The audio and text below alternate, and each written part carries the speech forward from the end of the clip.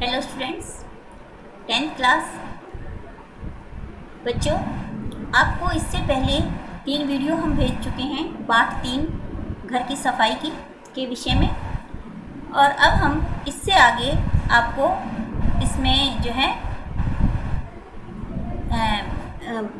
इससे आगे हम आपको इसमें बता रहे हैं। जैसे इसमें अब है विभिन्न घरेलू वस्तुओं की सफाई। घर की सफाई के अंतर्गत घर के विभिन्न भागों की सफाई के साथ साथ विभिन्न घरेलू वस्तुओं की सफाई भी आवश्यक होती है।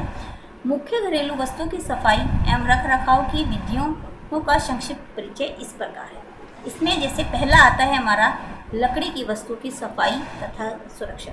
जो हम घरों की सफाई करते हैं उसमें हमारे जो फर्नीचर होते हैं, इसके अलावा जो हमारी क्रॉकरी वगैरह होती है, उन सब की सफाई किस प्रकार करनी है इस विषय में हम इसमें पढ़ेंगे। घर में लकड़ी से निर्मित अलग अलग प्रकार की वस्तुएं होती हैं। जैसे साधारण लकड़ी की वार्निश की हुई वस्तुएं, पॉलिश या इनेमल पेंट की हुई वस्तुएं। साधारण लकड़ी की वस्तुओं को गर्म पानी से गीला करके कपड़े में साबुन लगाकर इस पर हल्के हल्के रगड़िए, फिर सूखे कपड़े से पोंछ दीजिए। पॉलिश की हुई लकड़ी को गुनगुने पानी में 1 चम्मच सिरका मिलाकर कपड़ा भिगोकर धोइए। सूख जाने के बाद लकड़ी की पॉलिश लगाकर फर्नीचर को खूब चमकाइए। वार्निश की हुई लकड़ी को साफ करने के लिए 1 से 2 लीटर गर्म पानी में आधा बड़ा चम्मच पैराफिन डालिए और इस घोल में उसे साफ करके धो डालिए। सूखने पर आवश्यकता हो तो दोबारा वार्निश कर दीजिए। इनेमल पेंट की हुई लकड़ी गर्म पानी व कपड़े से साफ हो जाती है। धोते समय मुलायम कपड़े का प्रयोग कीजिए। सूखने पर यदि आवश्यकता हो तो दोबारा पेंट करनी चाहिए। यानी लकड़ी पर, जो लकड़ी का हमारा फर्नीचर है उस पर हम हर रोज़ की सफाई में तो गीले कपड़े से साफ कर सकते हैं और उसे वर्ष में एक बार उस पर वार्निश भी कराई जा सकती है। फिर है हमारा शीशे की वस्तुएं। खिड़कियों व दरवाजों के शीशे को गीले कपड़े से व साबुन से धोकर सुखाना चाहिए। चमकदार बनाने के लिए बारीक कागज में मेथिलेटेड स्पिरिट लगाकर रगड़िए।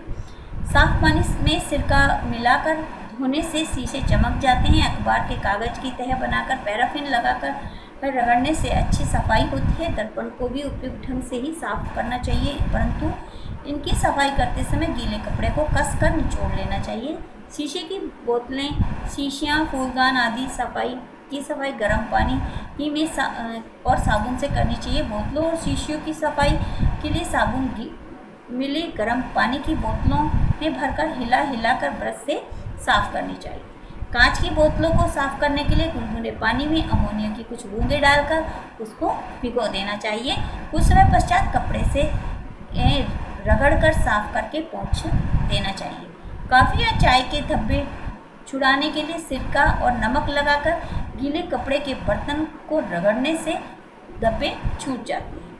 थर्मस बोतल को सोडे के घोल में थोड़ी अमोनिया की बूंदें मिलाकर साफ करनी चाहिए। जो हमारी शीशे की वस्तुएं हैं उन्हें हम कई प्रकार से साफ करते हैं, स्पिरिट से और सिरका से, इसके अलावा अखबार के कागज़ से, तो गीले कपड़े से, इस प्रकार से हम शीशे की वस्तुएं साफ कर सकते हैं। जैसे घर में आईना होता है, शीशे के दरवाजे होते हैं, उन सब चीज़ों को हम साफ कर सकते हैं। फिर है चीनी मिट्टी व इनेमल की वस्तुएं। चीनी मिट्टी के बर्तनों को विशेष प्रकार की चमकीली पॉलिश होती है जो राख मिट्टी के कणों से खराब हो जाती है। खरोंचों से युक्त चीनी मिट्टी के बर्तन भद्दे दिखाई देते हैं, इसलिए ऐसे बर्तनों की सफाई पानी और साबुन से ही करनी चाहिए। चाय, कॉफ़ी या हल्दी के धब्बों को छुड़ाने के लिए विम का प्रयोग करना चाहिए और इनेमल के बर्तनों को भी चीनी मिट्टी के बर्तनों की भांति ही साफ किया जा सकता है। प्लास्टिक की वस्तुएं। प्लास्टिक की वस्तुओं को साफ करने के लिए गीले कपड़े से साबुन लगाकर पोंछना चाहिए। फिर साफ ठंडे पानी में धोकर सूखे कपड़े से पोंछ देना चाहिए। हल्के गुनगुने पानी का भी प्रयोग किया जा सकता है, किंतु तेज़ गर्म पानी से इसकी चमक नष्ट हो जाती है। जो प्लास्टिक की वस्तुएं होती हैं ये हल्के गर्म पानी से साफ़ किए जा सकते हैं, साथ ही गीले कपड़े से भी, साबुन से भी हम इन्हें साफ़ कर सकते हैं। फिर है पत्थर की वस्तुएं। पत्थर संगमरमर के वाशबेसिन, सेल, मेजें आदि साफ करने के लिए पहले इन्हें गीले कपड़े में साबुन लगाकर पोंछना चाहिए, फिर साफ पानी में धोकर पोंछ देना चाहिए। संगमरमर को क्रीम लगाकर 20 से 22 घंटे तक छोड़ देना चाहिए। इसके बाद पोंछने से यह चमक जाता है। जो वॉश बेसिन होता है इसमें जो है क्रीम आती है जिससे कि जल्दी साफ़ होते हैं। को लगाकर छोड़ दो तो ये जल्दी से हमारे साफ़ हो जाते हैं। फिर है बच्चों धातुओं की वस्तुएं। चांदी की वस्तुएं साफ करने के लिए भिगोने में 1 लीटर पानी में एक छोटा चम्मच नमक और सोडा उबाल कर डालना चाहिए। चांदी की वस्तुएं इसमें डाल दें। 4-5 मिनट तक पानी को उबलने दीजिए। बर्तन को नीचे उतारकर वस्तुओं को निकाल लीजिए और साफ पानी में धो दीजिए। नमक और साफ कपड़े से भी पोंछकर उसे पॉलिश कर दीजिए। नक्काशी काम की सफाई नरम ब्रश से कीजिए। चांदी की वस्तुओं को चमकाने के लिए सिल्वो नामक क्रीम बाजार में मिलती है।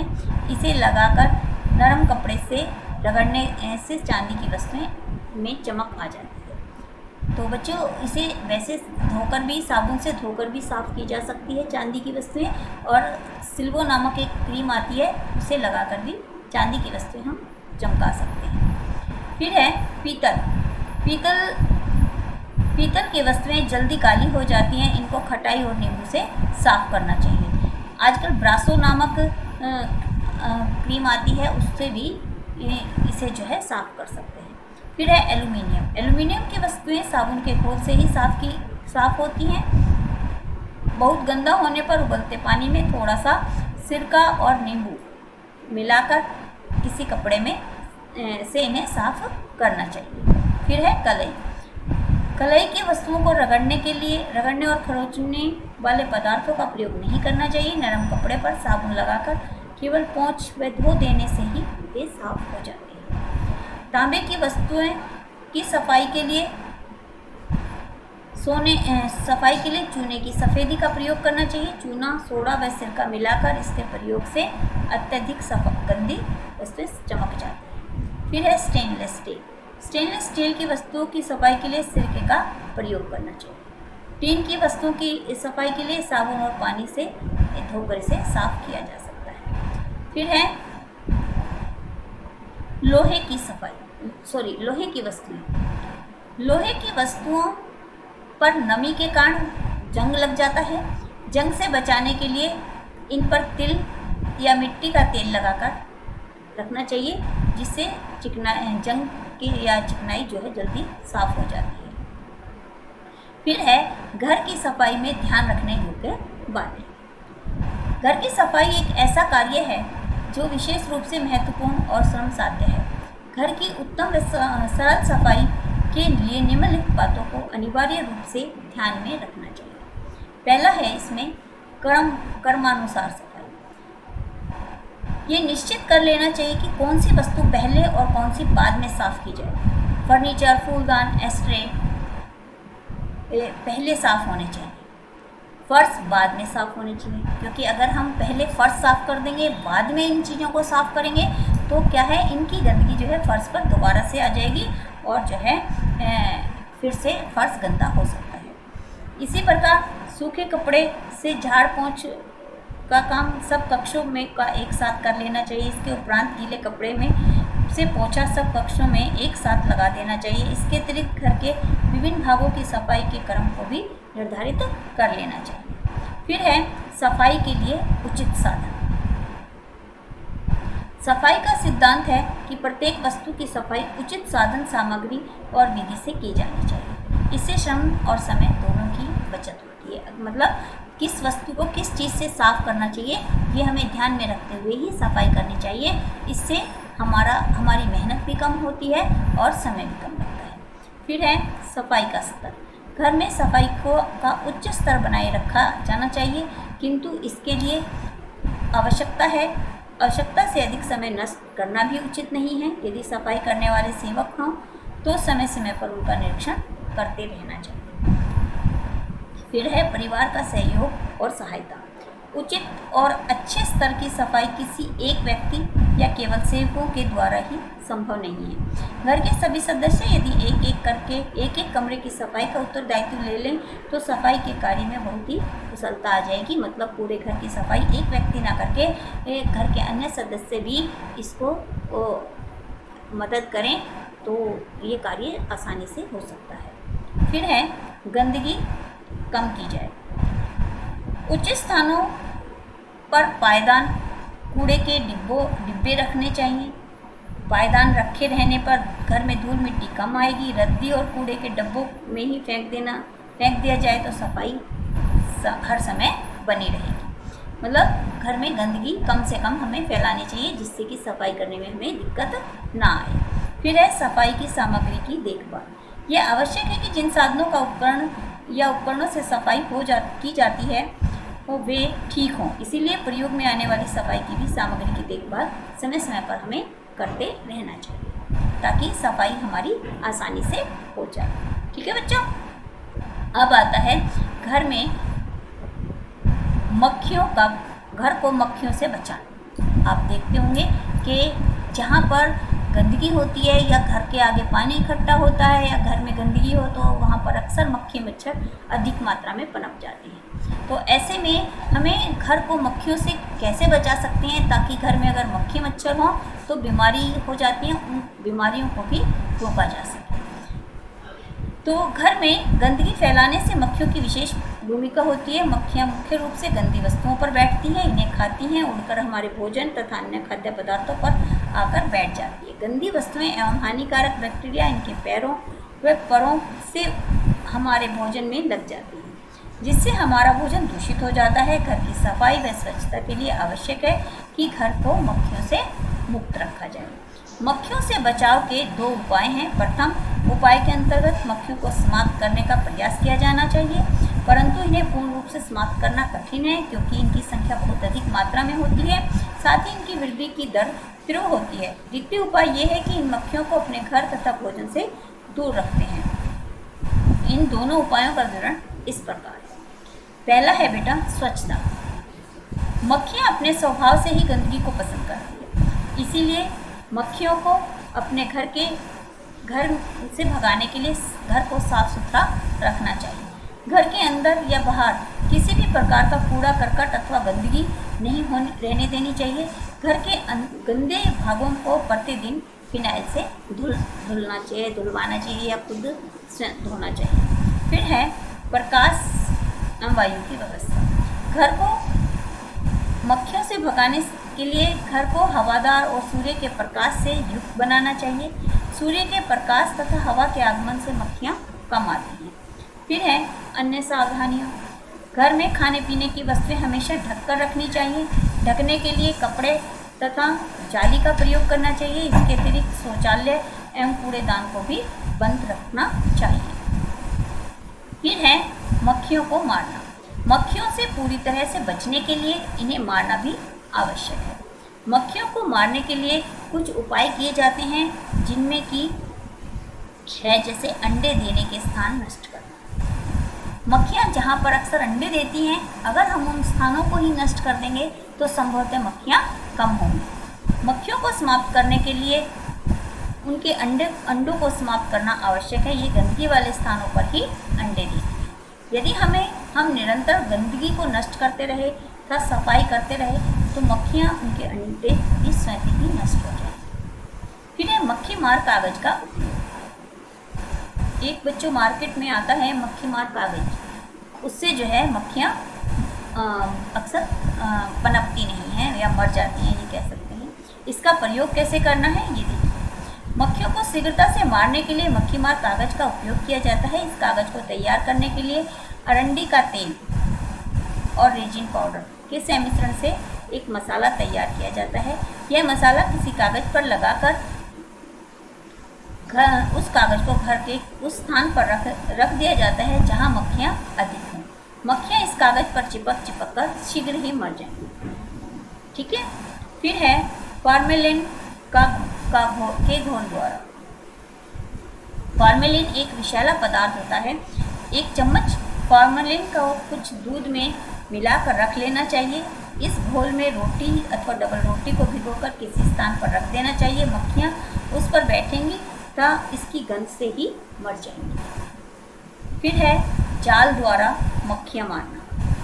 जाल के द्वारा भी हम मक्खियों को मार सकते हैं। मक्खियों को मारने के लिए एक जाल आता है, इस जाल से भी हम मक्खियों को बड़ी आसानी से मार सकते हैं। इसके अलावा है डीडीटी के द्वारा। घर में डीडीटी छिड़क के फिनेट, बेगान आदि ये सब चीज़ें छिड़क कर भी हम मक्खियों को भगा सकते हैं। बच्चों, मक्खियों को मारने के लिए ये अनेक विषाक्त घोल पाउडर भी तैयार किए जा चुके हैं। उदाहरण के लिए जैसे डीडीटी है, फिनिक है, ट्यूगॉन है, बेगान है, इनका छिड़काव करके हम मक्खियों को भगा सकते हैं। फिर है वैद्युत उपकरणों द्वारा। कई आधुनिक एवं सस्ते वैद्युत चालित उपकरण भी आजकल उपलब्ध हैं जो बड़ी सरलता से मक्खियों को जलाकर ख़त्म कर दें। फिर है घर को मच्छरों से भगाना। इन विधियों के द्वारा तो बच्चों हम मक्खियों को घर से भगा सकते हैं, यानी घर को मक्खी युक्त कर सकते हैं। और अब हम घर में मच्छरों को आने से कैसे रोकें, ये हम इसमें पढ़ेंगे। मनुष्य को मच्छरों से विशेष खतरा होता है क्योंकि मच्छर बच्चों मलेरिया, डेंगू जैसी बीमारियों को फैलाता है और इसीलिए घर में मच्छरों का पनपना या घर के आसपास मच्छरों का पनपना हमें रोकना चाहिए। इसके लिए क्या करना चाहिए ये आपको बताते हैं। मच्छरों से विशेष खतरा रहता है। ये एक ऐसा कीट है जिसके काटने से विभिन्न रोग हो सकते हैं। मच्छरों के द्वारा फैलने से रोगों में सर्वाधिक व्यापक रोग मलेरिया है। मादा एनाफ्रीज मच्छर द्वारा फैलता है। इसके अतिरिक्त फाइलेरिया, पीजर, डेंगू आदि रोग भी मच्छर के माध्यम से ही फैलते हैं। ये सभी रोग मनुष्य के लिए घातक सिद्ध होते हैं। मनुष्य मुख्य रूप से रात के समय ही अधिक मच्छर सक्रिय होते हैं। हमारे देश में मच्छरों से छुटकारा पाने के लिए व्यापक स्तर पर प्रयास किए जा रहे हैं। फिर है इसके लिए हमें क्या क्या विधियों को अपनाना चाहिए मच्छरों को मारने के लिए, ये हम इसमें आपको पढ़ेंगे। हम लोग जो है इसमें पढ़ेंगे। मच्छरों से होने वाली हानियों व रोगों से बचने के लिए मुख्य रूप से 2 प्रकार के उपाय किए जाते हैं। प्रथम के अनुसार मनुष्य मच्छरों को दूर भगा सकता है। दूसरे उपाय द्वारा मच्छरों को मारकर उसकी उत्पत्ति रोककर भी उससे छुटकारा पा सकता है। तो पहला है जैसे हमारा मच्छरों को भगाने के लिए, इसके लिए मार्केट में कई प्रकार की वस्तुएं आती हैं तो जिनको लगाकर हम मच्छरों को भगा सकते हैं। जैसे सायंकाल होते ही अपने घरों में कमरे के दरवाजे और खिड़कियां बंद कर देनी चाहिए। इस स्थिति में बाहर से मच्छर आदि नहीं आने पाते। दरवाजे तथा खिड़कियां जालीदार अवश्य होनी चाहिए, यानी घरों में जालीदार दरवाजे लगा देने चाहिए ताकि मच्छर अंदर ना आए। फिर है मच्छरों को भगाने के लिए कुछ वस्तुओं को जलाकर धुआं किया जा सकता है, जैसे नीम की पत्ती है, तंबाकू है, धूप है या अगरबत्ती। इनसे जो है इनके धुएं से मच्छर भाग जाते हैं। आजकल बाजार में मिलने वाले विभिन्न प्रकार की अगरबत्तियां भी मच्छरों को भगाने में सहायक होती है। एक नवीनतम उपाय टिकिया युक्त अथवा घोल युक्त बल्ब भी है जिससे मच्छर भाग जाते हैं।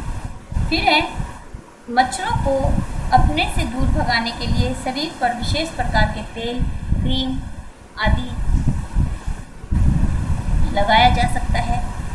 इसके लिए कपूर मिला तेल, सिट्रोनेला का तेल या नीम का तेल, इस तरह के तेल लगाकर बच्चों जो है मच्छरों से छुटकारा पाया जा सकता है। आजकल बाजार में अनेक प्रकार के और भी सुगंधित तेल आते हैं या ओडोमॉस आदि लगाने से भी मच्छरों से बचा जा सकता है।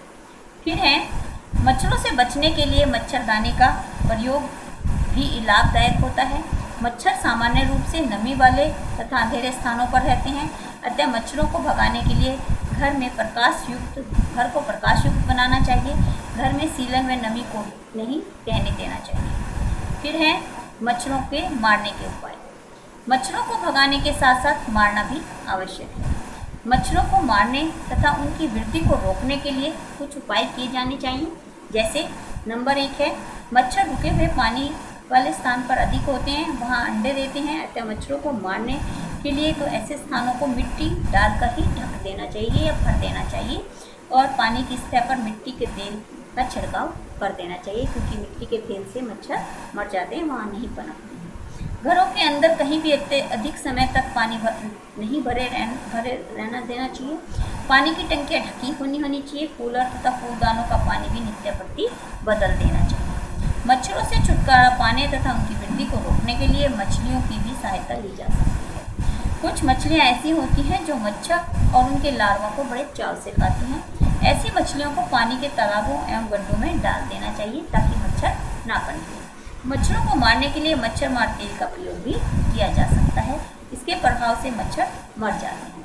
इसके अलावा मच्छर को मारने के लिए DDT या फिनेट का प्रयोग भी किया जा सकता है। इनके छिड़काव से मच्छर मर जाते हैं। तो इस प्रकार से बच्चों घर को मक्खी और मच्छर से छुटकारा दिला सकते हैं और अनेक बीमारियों से भी हम बच सकते हैं। तो बच्चों आज की वीडियो यहीं तक। इससे आगे हम अगली वीडियो में पढ़ाएंगे। धन्यवाद।